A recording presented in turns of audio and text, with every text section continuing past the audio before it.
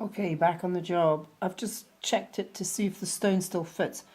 Yes, it does. What I've done is bloody put it on back, well, upside down actually, so there's a slight step in the height of the setting there at the joint. So what I'm going to have to do is when I rerun this, having manipulated it a little by hand, and get the solder to run, the medium solder to run round this plate, I'm going to have to overheat this and just melt the hard seam and knock it down. Absolute bastard of a job, but here you go. The life of the jeweler. So, this is the stone, by the way. It's rather a nice druzy quartz. Sparkly in the sunshine.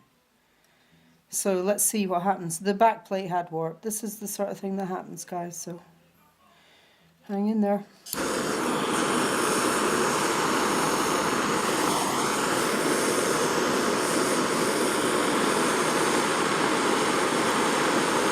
I had put it in the acid just enough to clean it.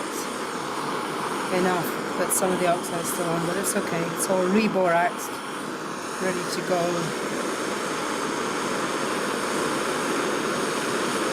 You just have to coax it. See the solders there on the side nearest the camera, so see that. It should just start running now. There it is. There it goes. Real nice. See if I can coax it down.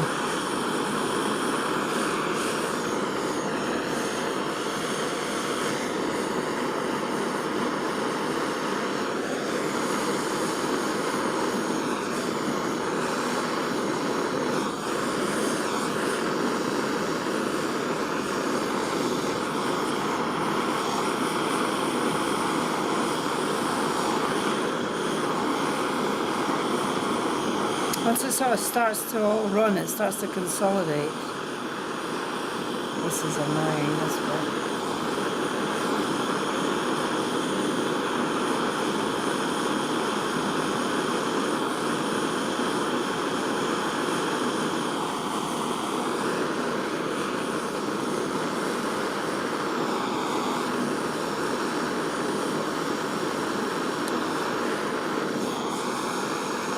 There's that seam.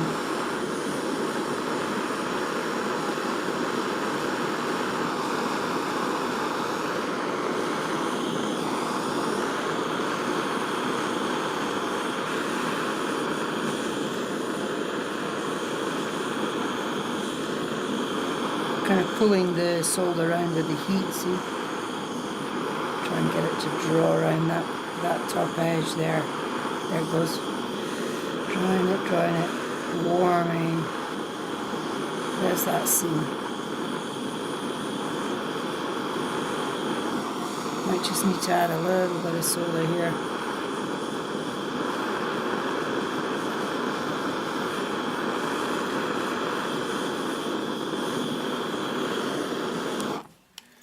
I'm also going to nip that. I'm going to quench my tweezers.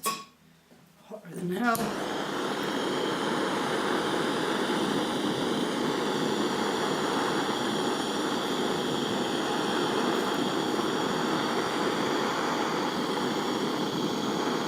Try and nip that seam back together, which is just run that again. Look, it's quite a nice process when it works. But you have to really coax it.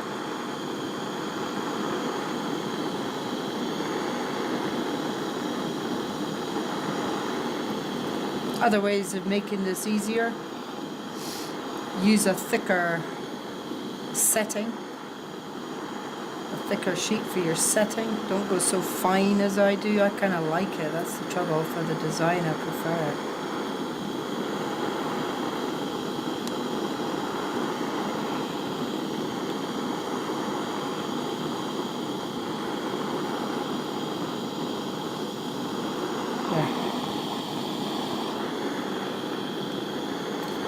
Seam done.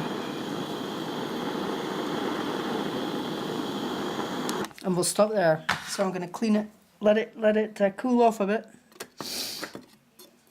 Kind of welds onto the stone there. Let it cool a bit before I put it in the acid to clean it up. And I'll get back to you. Bye bye.